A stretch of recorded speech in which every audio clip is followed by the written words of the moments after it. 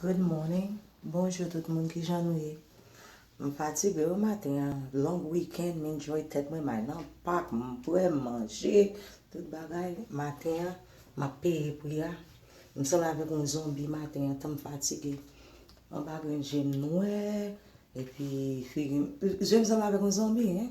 Je suis fatigué, moi je suis fatigué, même si bon Dieu merci, m'a dormi me lever et matin il m'a courage, il m'a force pour venir travailler.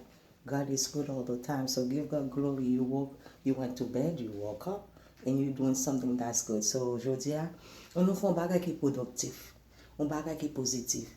Okay, let's do productive things this morning, today, and positive. Okay, guys, let's get that money. Let's go make that honest money because I'm at my work now. Yep, I'm at my job. Okay, so you do the same thing. Go do something positive, productive. Que bon Dieu bénisse nous.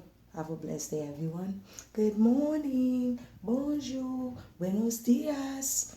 Okay, see you all later. Queen is there. Bye.